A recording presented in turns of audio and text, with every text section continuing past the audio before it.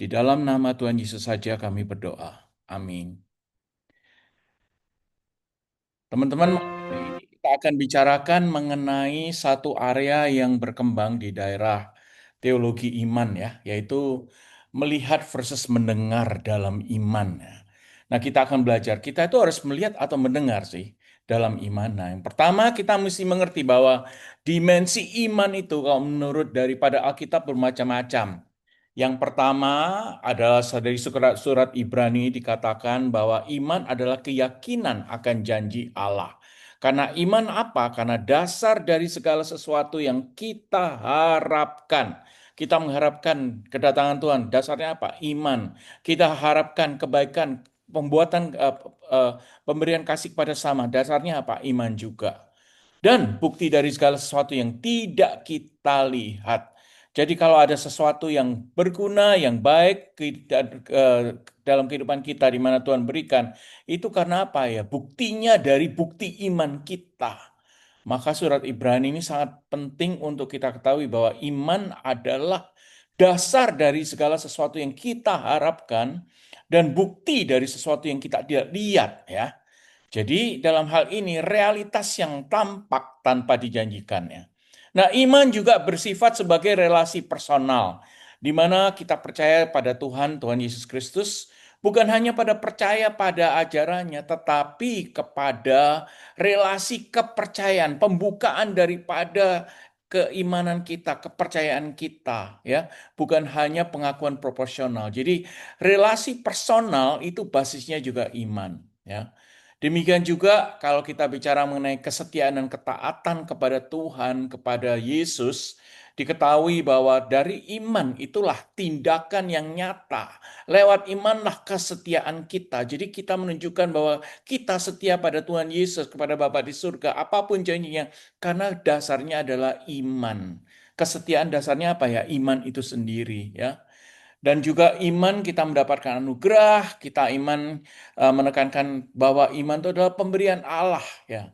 Jadi dasarnya dari iman itu adalah bukan kita buka, kita kita buat sendiri, kita ciptakan sendiri, tapi justru iman yang ada dalam diri kita mengenai Allah itu adalah pemberian Allah sendiri karena Allah membuka dirinya supaya kita mengerti apa yang dikehendaki Dia untuk kita lakukan ya.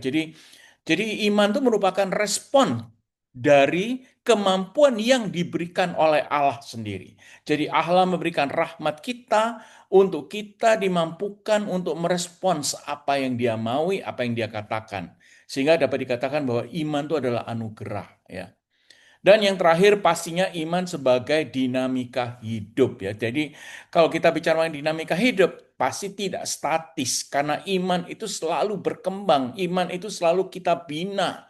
Jangan iman itu dibiarkan ya segitu saja, tidak. Tuhan menghendaki bahwa kita selalu menggandakan iman. Apakah gandanya secara linear?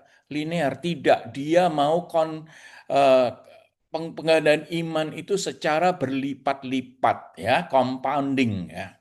Nah, itulah iman. Tapi sekarang pertanyaan buat kita adalah iman itu dilihat atau didengarkan. Nah, disinilah kita akan berbicara mengenai apa yang Tuhan bicarakan di dalam perjanjian baru maupun perjanjian lama, di mana kita akan melihat eh, kondisi daripada iman itu, apa yang harus kita lakukan untuk tetap memelihara iman ya. Nah, banyak orang berpikir bahwa melihat adalah percaya. Oh, kalau saya tidak melihat sendiri, berarti saya tidak punya bukti bahwa sesuatu terjadi. Kalau tidak melihat seperti Thomas ya melihat. Tapi Tuhan katakan, berbahagialah mereka yang tidak melihat tapi percaya. Jadi kepercayaan bukan hanya dari bukti yang terlihat saja, ya. Ternyata kita diajarkan di dalam Alkitab, di dalam Injil bahwa yang paling penting bukan melihat tapi mendengar di dalam membangun iman itu ya. Di dalam Roma, surat Paulus kepada jemaat di Roma dikatakan, jadi iman timbul dari pendengaran dan pendengaran oleh firman Kristus. Jelas di sini bahwa secara gamblang dikatakan bahwa iman bukan timbul dari penglihatan. Saya melihat makanya saya percaya. Tidak, tapi saya mendengar karena saya percaya. Saya mendengar ini artinya walaupun saya tidak melihat tapi saya mendengar, tapi saya bisa percaya. Disitulah iman yang diberikan oleh Tuhan sendiri. Disitulah iman akan berkembang karena rahmat Tuhan yang diberikan pada kita supaya kita mempunyai iman yang besar. Jadi kita pengalaman pendengaran kita, auditori itu yang memberikan iman. Dan disinilah bukan hanya visual tapi justru auditori yang diharapkan oleh Tuhan. Bahkan apabila banyak sekali orang-orang yang membaca Alkitab, mengerti, tapi imannya masih biasa-biasa saja. Tapi orang-orang yang mendengarkan lagu-lagu pujian, orang yang mendengarkan orang-orang lain bicara, orang mendengarkan kita berdiskusi dari iman, dari pendengaran, maka disitulah dikatakan bahwa iman itu timbul dari pendengaran. Justru yang diharapkan oleh Tuhan bagaimana kita bisa mendengarkan Tuhan dalam kehidupan kita sehari-hari. Bukan hanya mendengar, tapi mendengarkan, ya.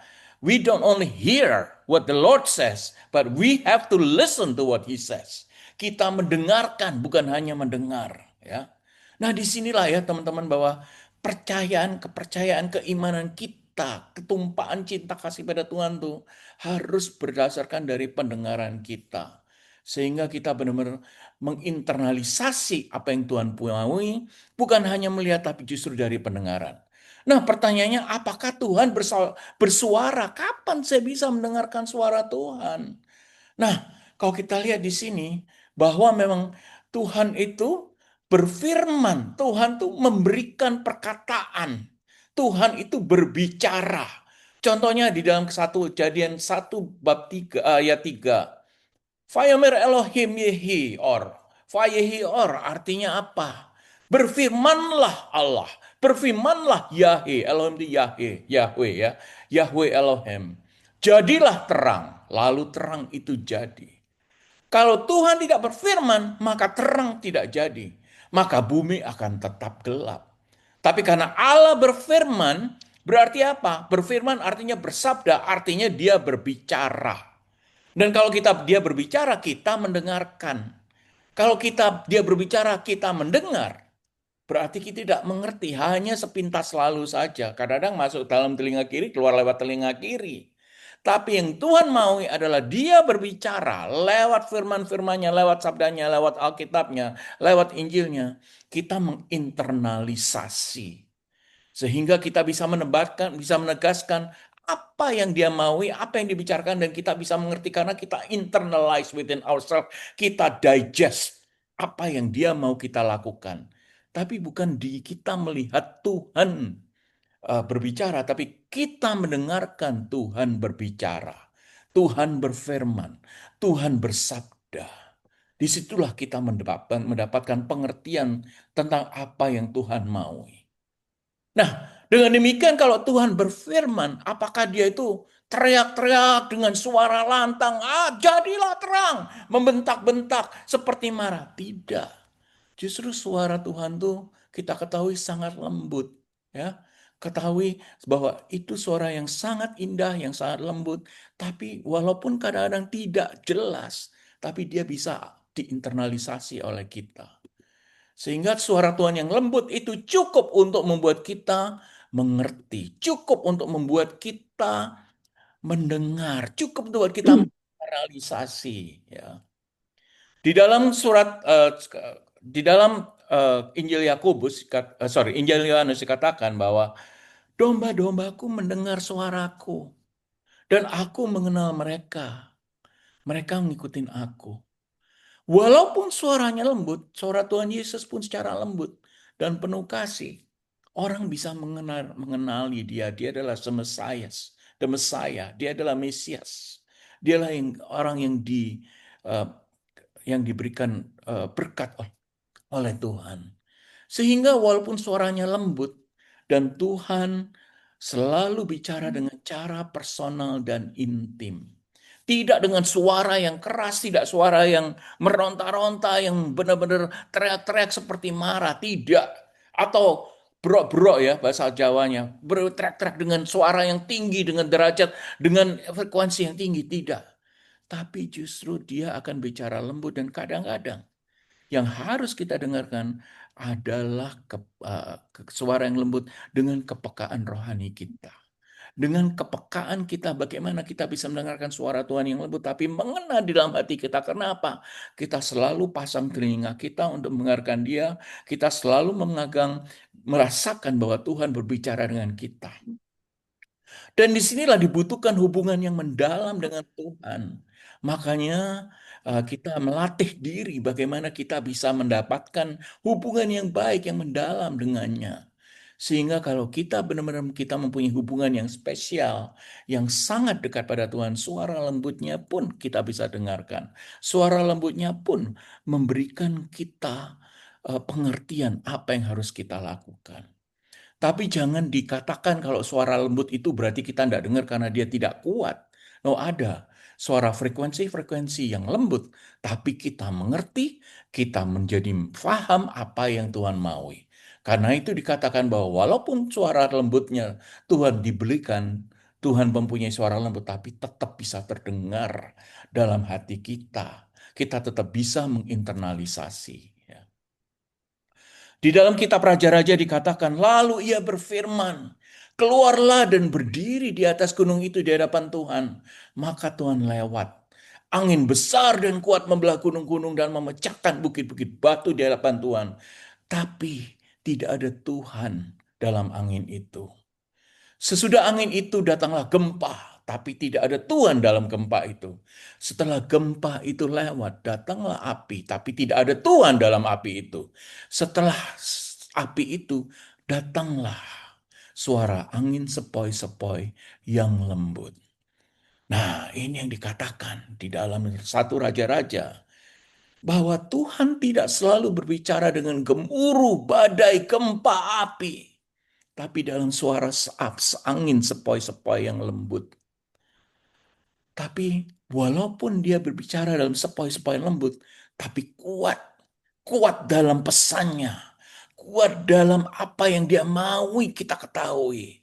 Disitulah kekuatan suara Tuhan walaupun lembut tapi kuat. Dan frekuensinya tetap kita bisa dengar karena kita mempunyai kepekaan yang sudah kita latih. Karena kita sudah tahu bahwa kita bertumpu kepada firman-Nya. Sehingga dia berbicara dengan lembut saja kita bisa mendengarkan. Dia tidak harus selalu berteriak-teriak. Dia tidak selalu ngotot dalam bicara. Tapi dengan biasa, dengan lembut, kita sudah bisa mengerti. Karena kelembutan suara Tuhan tuh punya kuasa. Mempunyai kuasa untuk membuat perubahan yang besar dalam diri kita. Dengan itulah kenapa kata dia sudah biasa mempunyai kepekaan terhadap iman, melalui iman kita terhadap apa yang dia katakan. Sehingga kalau kita bicarakan mengenai suara Tuhan, maka kita harus melihat bahwa Tuhan tuh akan selalu bicara sama kita. Walaupun suaranya lembut. Ya. Dan itu dikatakan juga di dalam ulangan. Ya. Dengarlah Israel, Tuhan itu Allah kita. Tuhan itu Esa, Yahweh Elohim. Ya. Shema Israel, artinya dengarlah Israel. Dia tidak katakan lihatlah Israel, tidak. Dengarlah Israel, Shema Israel, Adonai Elinuhu, Adonai Echad, artinya apa? Tuhan itu Allah kita, Yahweh itu Allah kita. Tuhan itu Esa, Tuhan itu satu, hanya satu. Tapi dengarlah bahwa dia adalah Tuhan kita, dan dengarlah bahwa dia itu satu-satunya Tuhan kita. Tidak ada Tuhan yang lain. Tapi dia tidak bilang, lihatlah. Dia bilang, dengarlah.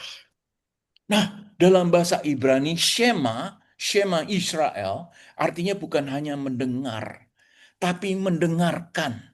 Kalau dia mendengarkan apa yang Tuhan maui, itu dia mau kita mentaati dengan cara bertindak. Jadi ada proaktivitas dengan mendengarkan, ya, mendengar, bukan hanya dengar, tapi mendengarkan, menginternalisasi, dan kita bertindak dan mentaati apa yang Tuhan maui kita lakukan. Ya, jadi tidak pasif dalam hal ini. Kita mendengarkan dengan tindakan dan kita melakukan apapun yang dia maui. Ya. Jadi kalau kita mendengarkan, maka kita harus membuka hati kita dan taat pada apa yang dia maui. Jangan kalau udah Tuhan memberikan sinyal pada kita sesuatu, kita minta sesuatu, Tuhan berikanlah aku sesuatu ya dengan aku berdoa dan lain-lain. Dia sudah memberikan sinyal kita seakan-akan acuh, seakan-akan tidak mau tahu apa yang dia katakan. Tapi justru Tuhan menghendaki bahwa kita mendengar dengan hati yang terbuka, kita mendengar dengan hati yang tulus untuk kita melakukan. Kita mentaati, itulah proaktivitas yang didambakan oleh Tuhan. Walaupun dia berbicara dengan sangat pelan, dia mempunyai keteladanan bahwa apapun suaranya yang begitu, walaupun pelan tapi kuat, kita mentaati apa yang dia mau kita lakukan, ya.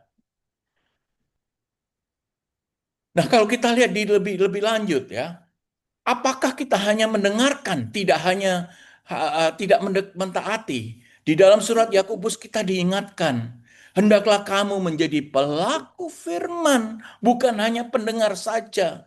Karena apa? Kalau kita tidak menjadi pelaku firman, kita hanya menipu kita diri sendiri. Tuhan tahu loh kalau kita mendengar tapi kita tidak melakukan. Dia sangat mengerti apa yang kita lakukan. Kalau kita tidak melakukan apa-apa, Tuhan juga kesel. Kita sudah berbicarakan sesuatu dan kita diminta untuk mendengarkan dan kita mentaati, kita melakukan sesuatu. Jadi bukan hanya mendengar atau dengar saja, tapi justru ketaatan itu yang yang Tuhan lihat. Apakah dia, apakah saya mengikuti apa yang sudah dia katakan dan dia akan ngejudge, dia akan melihat dari tindakan kita. Adakah ketaatan, adakah perbuatan nyata setelah aku menyatakan demikian? Karena apa? Iman yang sejati akan selalu diwujudkan dengan tindakan dan dengan perubahan hidup yang nyata. Disinilah dimana kita lakukan bahwa memang suara Tuhan itu lembut, memang suara Tuhan itu pelan, tapi dia bisa mengguncang dan mengubahkan hidup kita. Dia bisa merubah hidup kita. Walaupun suaranya lembut, tapi kalau kita dengarkan, hidup kita akan menjadi lebih damai, lebih sejahtera. Karena itulah Tuhan. Dia tidak akan membiarkan kita terlunta-lunta, tapi kalau kita benar-benar setia pada dirinya, dengan suara lembut pun, dia akan berbicara pada kita. Di dalam Keluaran 19:18 dikatakan, Gunung Sinai ditutupi seluruhnya dengan asap. Kenapa? Karena Tuhan turun ke atasnya dalam api. Dan asapnya membumbung seperti asap dari dapur. Dan seluruh gunung itu gemetar sangat. Dan bunyi sangkakala makin lama makin keras. Musa berbicara dan Allah menjawabnya dalam guru. Pelan tapi dalam guru. Ya. Nah, suara Tuhan di atas air, Allah yang mulia mengguntur, Tuhan di atas yang besar. Sebentar. Suara Tuhan penuh kekuatan dan suara Tuhan perlu semarak, ya. Artinya apa? Suara Tuhan itu walaupun pelan tidak mengguncang dunia secara fisik tapi mengguncang hati kita. Kenapa? Supaya hati kita berubah dan bertobat. Dengan demikian maka Tuhan bisa memanggil kita dalam perambaran hidup. Dengan demikian kita bisa menerima kasih karunia-Nya dan berjalan dalam kebenaran. Karena Dia bisa mengguncang dan berjalan kita membuat kita berjalan dalam kebenarannya. Disitulah kekuatan Tuhan, disitulah kekuatan suara Tuhan yang lembut tapi nyata. Dia bisa merubah hidup kita. Dia bisa mengguncangkan, membuat suatu hal yang baru, perubahan yang besar dalam hidup kita. Tapi syaratnya satu, kita mendengarkan dan kita harus berbuat secara taat. Ya. Nah, Tuhan juga mengatakan, Yesus juga mengajarkan, Yesus mengatakan demikian. Setiap orang yang mendengar perkataanku ini dan melakukannya, ia sama dengan orang yang bijaksana, yang mendirikan rumahnya di atas batu. Ya, teman-teman, artinya apa? Rumah yang di atas pasir itu rumah yang tidak kuat. Ada gempa sedikit atau angin atau apapun juga ada banjir, rumahnya bisa lewat, ya, bisa bergerak. Tapi kalau rumah didirikan di atas batu yang begitu kokoh, dia memberikan basis yang begitu kuat, maka rumah itu akan menjadi kuat. Ada banjir, ada gempa apapun juga, rumah itu tidak akan bergoyang, tidak akan pindah, tidak akan lama. Kenapa? Dia kokoh di atas batu. Nah, apa yang Tuhan maui supaya iman kita, kehidupan kita di atas batu, yaitu yang dia maui sebelumnya sederhana, yaitu mendengarkan perkataannya dan melakukan apa yang dia maui. Ya, bukan hanya mendengarkan perkataan, tapi seperti yang kita bicarakan, kita juga harus melakukan. Jadi di sini kalau kita lihat bahwa kalau kita mendengarkan dan melakukan, maka kita dibilang sebagai orang yang bijaksana. Orang yang mempunyai dasar iman yang begitu kokoh seperti rumahnya di atas batu. Ya. Dan dia ulangi dalam Lukas, Injil Lukas katakan, yang berbahagialah ialah orang yang mendengarkan firman Tuhan. Bukan hanya mendengarkan, dia menginternalisasi dan memeliharanya. Artinya dia melakukan apa yang Tuhan maui, bukan hanya mendengarkan tapi memelihara.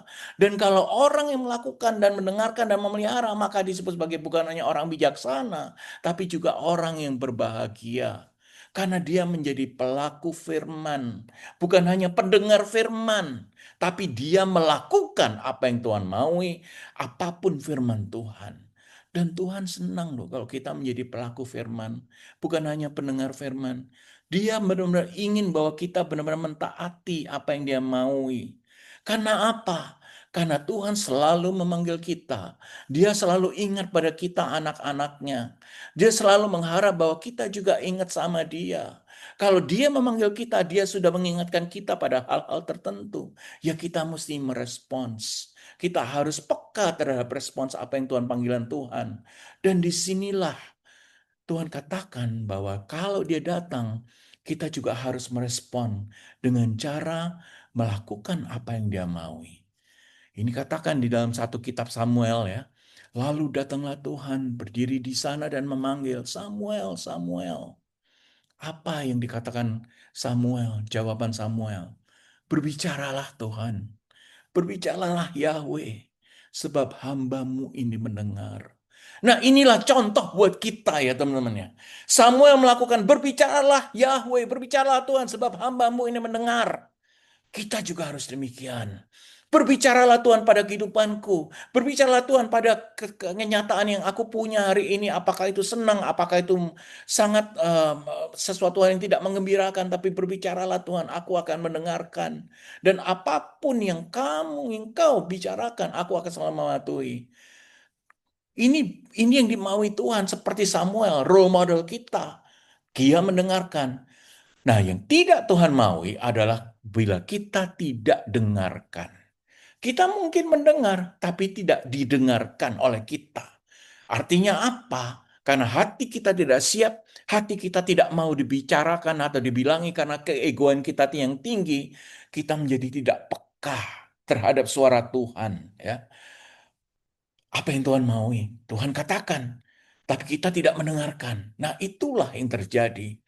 Bahkan kalau kita lihat iblis-iblis pun yang ada di dalam kehidupan kita, setan-setan yang ada, semua pengganggu-pengganggu, roh-roh jahat dalam kehidupan kita, mereka kadang-kadang juga mendengar tapi tidak mentaati.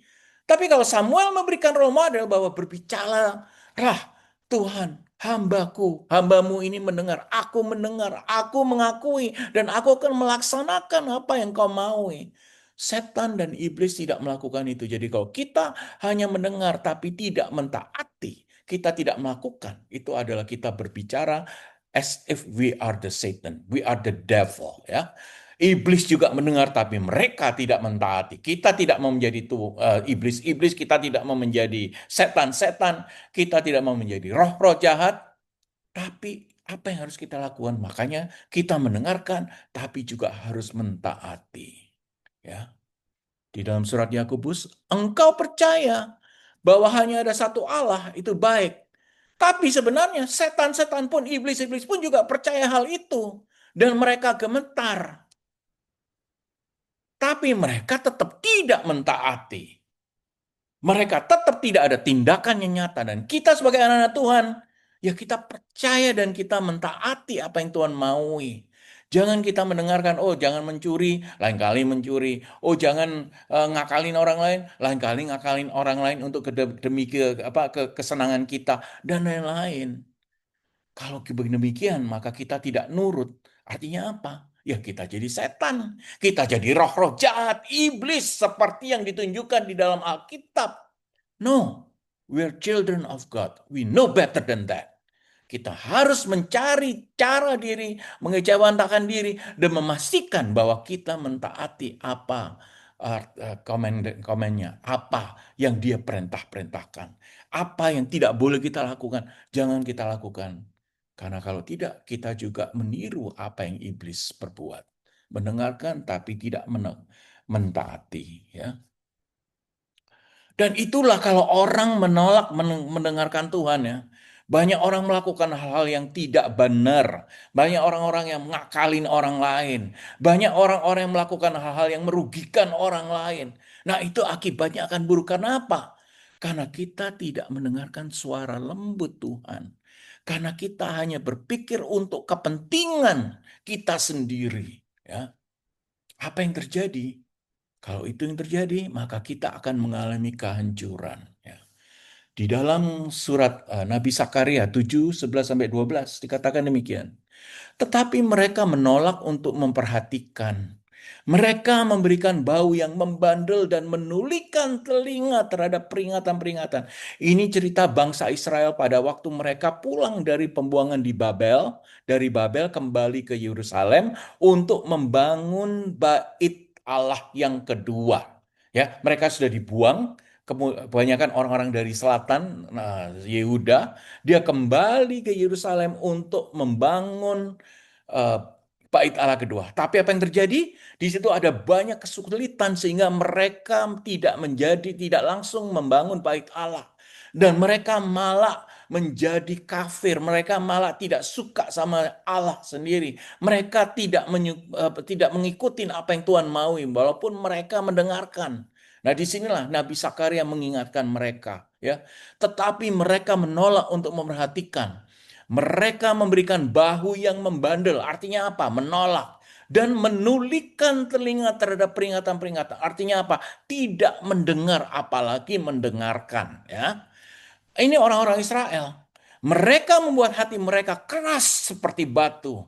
Supaya mereka tidak mendengar hukum Taurat. Dan firman yang disampaikan Tuhan semesta alam kepada rohnya melalui nabi-nabi yang dahulu. Nabi siapa? Yesaya, Yeremia, dan lain. Ya, Yeskel, dan lain. Oleh karena itu apa yang terjadi? Karena Tuhan tidak didengarkan. Datanglah murka yang hebat dari Tuhan semesta alam. Nah, ini bisa kita contoh bahwa kalau kita tidak mendengarkan, kita mendengar tapi tidak mendengarkan, kita mendengarkan tapi kita tidak mentaati, apa yang terjadi? Datanglah murka yang hebat dari Tuhan, dari Allah, dari Bapa di surga. Karena itu jangan kita menutup diri dari suara Tuhan. Jangan kita menjadi orang yang keras hati, mengeraskan hati kita. Kalau kita tidak mendengarkan dan kita tidak mentaati apa yang jadinya, kita akan hancur dan kehilangan semua berkat-berkat Tuhan itu. Sehingga berkat itu akan datang. Kalau kita benar-benar mendengarkan, walaupun suara Tuhan yang begitu lembut, dan kita bisa mengikuti apa yang Dia maui, maka Tuhan akan memberikan kedamaian. Tuhan akan memberikan kesejahteraan. Disitulah Tuhan, karya Tuhan, janji Tuhan bekerja. Karena kita mendengarkan. Kita tidak mengeraskan hati. Kita tidak menghilangkan peringatan-peringatan. Kita tidak mengeraskan hati kita sebagai batu, dan kita tidak memberikan bahu, dan juga kita tidak mendengar, kita tidak menutup telinga kita sehingga Tuhan akan memberikan berkat-Nya. Itulah cara untuk supaya kita bisa mendapatkan berkat.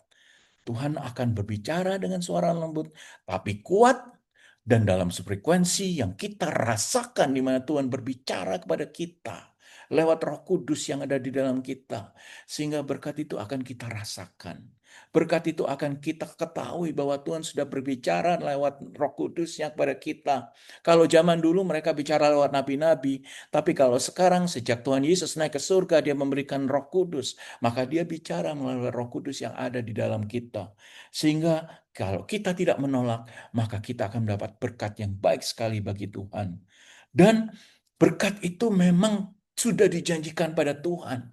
Karena Tuhan menjanjikan berkat bagi mereka yang kita anak Tuhan yang sungguh-sungguh mendengar dan melakukan firman-Nya. Ya. Di dalam kitab Ulangan dikatakan, jika kita baik-baik mendengarkan suara Tuhan Allahmu dan melakukan menjalankan dengan setia segala perintahnya yang Dia sampaikan kepada kita pada hari ini, maka Tuhan Allahmu akan mengangkat kita di atas segala bangsa di bumi. Segala berkat ini akan datang pada kita dan menjadi bagian kita jika kita mendengarkan suara Tuhan Allahmu. Ya. Jadi intinya apa? Kalau kita mendengarkan dan melakukan dengan setia. Itu penting ya, mendengarkan dan taat, melakukan dan secara proaktif berbuat sesuatu terhadap pendengaran itu, maka Tuhan akan mengangkat kita, memberikan berkat pada kita. Dia akan membuat kita damai sejahtera karena semua ketaatan yang kita berikan membawa berkat dan perlindungan Tuhan.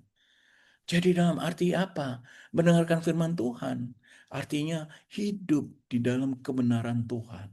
Di dalam kebenaran kerajaan surga yang ada di dunia yang sudah Tuhan limpahkan lewat Roh Kudus kepada kita. Sehingga apabila kita benar-benar mempunyai hati untuk mendengarkan, kita mempunyai iman untuk mendambakan suara Tuhan, maka kita akan diberkati, teman-teman.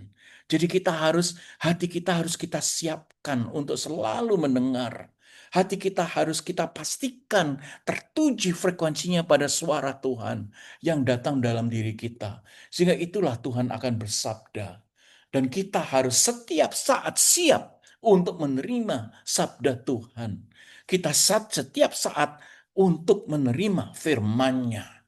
Jadi jangan sampai kita lengah, kita nggak mau dengar karena kita tutup kata kita sibuk dengan chatting, kita sibuk dengan TikTok dan lain-lain, sampai Tuhan tidak bisa masuk ke dalam kuping kita. Suara Tuhan tidak bisa meresap di dalam frekuensinya, di dalam telinga kita. Nah, itulah yang dikatakan tadi seperti bangsa-bangsa Israel. Dia benar-benar menutup telinganya karena dia selalu sibuk dengan pekerjaannya sendiri. Dan kita di dalam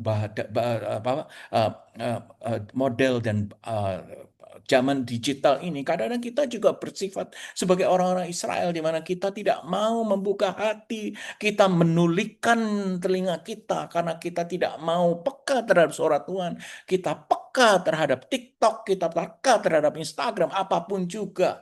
Tapi Tuhan bicara loh dengan caranya sendiri karena dia kadang-kadang dia itu sangat eh, kadang-kadang kita kurang peka dan suaranya sangat lembut. Kadang-kadang kita ignore his message.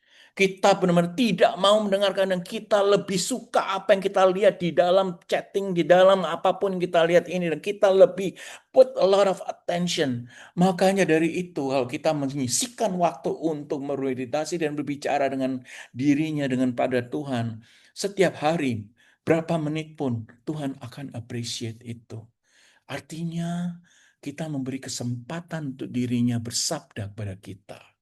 Dirinya akan memberikan semua yang kita butuhkan, mulai dari wejangan, nasihat, penyelesaian masalah. Karena kita memberikan waktunya, karena kita memberikan waktu untuk mendengarkan dan mau mentaati apa yang Tuhan katakan. Ya. Di dalam Injil Lukas 8:15 dikatakan, yang jatuh di tanah yang baik ialah orang yang setelah mendengar firman-Nya, menyimpannya dalam hati, dan mengeluarkan buah dalam ketekunan. Jadi 3 hal. Yang jatuh di tanah yang baik, jadi artinya anak-anak Tuhan yang mempunyai kepekaan pada Tuhan adalah orang yang nomor 1, dia mendengar firman itu. Yang nomor 2, menyimpannya dalam hati yang baik. Artinya dia mau menginternalisasi apa yang Tuhan katakan. Setelah dia dengar, dia internalisasi, dia ingat-ingat, saya tahu saya tidak mau melakukan ini. Dan yang ketiga adalah melakukan, mentaati, mengeluarkan buah di dalam ketekunan imannya kepada Tuhan. Nah, disinilah dikatakan bahwa ini yang memungkinkan firman Tuhan itu berakar, yang memungkinkan sabdanya bertumbuh dalam diri kita. Dan bahkan seperti juga pohon yang bertumbuh di dalam tanah yang baik, maka firman Tuhan akan berbuah apabila tanahnya baik, yaitu hati kita siap untuk menerima dengan sikap yang benar. Dengan ketekunan kepada firman Tuhan yang benar-benar membuahkan hasil. Itulah yang Tuhan maui. Itulah yang Tuhan kehendaki kita sebagai anak Tuhan. Bukan hanya kita mengeraskan sehingga seakan-akan tanah kita tidak bisa ditumbuhin oleh pohon-pohon yang baik. Karena tidak mungkin pohon atau pohon yang baik akan mempunyai buah yang baik. Pohon yang baik, pohon yang sangat subur akan menghasilkan buah-buah yang subur. Dan disitulah Tuhan buah subur karena apa? Karena kita hati baik, apa yang dia katakan sudah kita simpan dalam hati kita yang baik. Dan dia akan membuahkan hasil yang baik. Yaitu kasih karunia Tuhan yang kita bisa berikan pada orang lain. Kita menjadi berkat buat orang lain. Karena itu berasal dari Tuhan sendiri. Nah, siapa yang memungkinkan kita menyimpan dalam hati? Siapa yang memungkinkan kita mendengar firman itu? Siapa yang memungkinkan kita mengeluarkan buah-buah dalam ketekunan yang baik karena firman Tuhan itu? Tidak lain dan tidak bukan adalah Roh Kudus. Roh Kudus yang ada dalam diri kita. Roh Kudus yang menyiangi seperti pupuk apa yang dalam diri kita. Yang kita selalu simpan dan kita selalu taat. Sehingga Roh Kudus bekerja, biarlah dia bekerja. Biarlah dia membimbing kita di dalam kita memahami apapun yang Tuhan maui dan juga mentaati firman Tuhan ya. Dan ini sudah diingatkan oleh Tuhan Yesus sendiri bahwa dia akan memberikan Roh Kudus pada kita setelah dia naik ke surga. Tetapi penghibur yaitu Roh Kudus yang berasal dari Bapa di surga sendiri akan diutus oleh Bapa dalam namaku. Dialah yang akan mengajarkan kita semua setelah Yesus naik. Segala sesuatu kepada kita akan diajarkan oleh Roh Kudus. Dan akan mengingatkan kita terhadap apa yang telah Tuhan Yesus katakan kepada kita. Sehingga kalau Tuhan Yesus sudah kita tidak dilihat tapi kita rasakan. Tapi yang bekerja adalah apa yang diberikan oleh Bapa di surga. Di dalam nama Tuhan Yesus adalah Roh Kudus dalam diri kita. Dialah yang akan mengajarkan, dialah yang akan membuat kita mendengar, dialah yang akan membuat kita mentaati, dan dialah yang akan selalu mengingatkan kita akan apa kemauan Tuhan sendiri. Disitulah Roh Kudus bekerja, bukan hanya penghibur, tapi pengingat dan guru buat kita. Dia akan membimbing kita dalam kehidupan secara kebenaran. Dia yang akan membantu kita memahami firman-firman dan sabda-sabda Tuhan yang mengingatkan kita agar pada ajaran Tuhan Yesus sendiri. Disitulah dimana kalau kita membiarkan Roh Kudus bekerja di dalam diri kita, maka kita akan mendapatkan dampak yang begitu besar. Bagaimana kita akan merasakan cinta kasih Bapa di surga, cinta kasih Tuhan Yesus pada hidup kita. Di mana dia akan selalu melihat kita kekurangan apa, dia selalu menambahkan. Karena kita diingatkan untuk selalu mendengarkan Tuhan, firman Tuhan, dan mentaati firman Tuhan yang diberikan oleh Bapa di surga melewat Yesus Kristus. Disitulah peran Roh Kudus. Jadi apa sekarang konklusi daripada pembicaraan malam hari ini? Yang pertama kita tahu bahwa selalu firman Tuhan kita dengarkan lewat lagu-lagu, lewat pembacaan Injil, lewat diskusi dan apapun juga selalu ikuti dengan ketaatan ya. Karena iman timbul dari pendengaran akan firman Tuhan. Iman tidak timbul dari penglihatan. Kita melihat kalau orang kan kalau tidak melihat dia tidak percaya. Karena orang bilang kalau tidak dia tidak melihat tidak ada bukti yang benar karena dia tidak percaya selain penglihatan. Tapi Tuhan mengajarkan yang lain. Tuhan mengajarkan kita bahwa kita dengan mendengarkan firman, disitulah pendengarkan akan timbul iman. Ya, jadi Tuhan datang lewat firman-Nya yang harus kita dengarkan, bukan yang harus kita lihat. Ya, kadang-kadang ada orang mempunyai saksi, memberikan saksi dan lain-lain. Tapi yang penting adalah kita mendengarkan. Mendengarkan artinya apa? Menginternalisasi.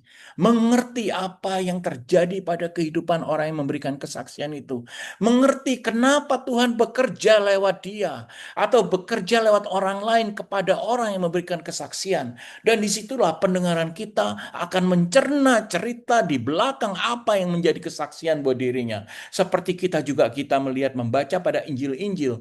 Orang kita nggak lihat kok si namanya Markus, Matius, dan lain-lain. Tidak. Tapi kita mendengarkan apa yang dia tulis. Yang mereka memberikan kesaksian dalam Injil-Injil maupun surat-surat Paulus dan lain-lain. Kita mendengarkan lewat diri kita, hati sanubari kita. Karena apa? Karena kita mau mendengarkan. Jadi intinya adalah kita mendengarkan suara Tuhan lewat apa yang kita dapatkan, ya. Berarti apa? Artinya Shema, hai Israel, dengarlah Israel. Kalau kita bukan orang Israel, tapi tetap kita adalah anak Tuhan, dengarlah Shema, anak-anak Tuhan, yaitu kita-kita, yaitu mendengar firman Tuhan, tapi juga harus diikuti dengan ketaatan dan kehidupan, dan itu akan menghasilkan buah. Oh, kalau saya baca ini kan, saya baca ya Alkitab ya, masa mendengarkan? Bukan. Justru dengan pembacaan ini kita bisa mendengarkan apa yang Tuhan katakan. Kita bisa menginternalisasi apa yang Tuhan katakan lewat pendengaran kita. Artinya apa? Kita menginternalisasi kalau kita baca.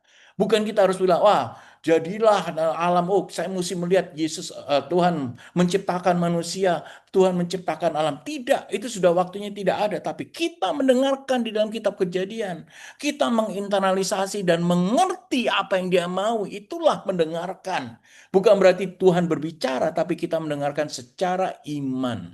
Kita mendengarkan secara kepercayaan kita bahwa Tuhan memang berbuat sesuatu dan dia berkata-kata pada saya saat ini.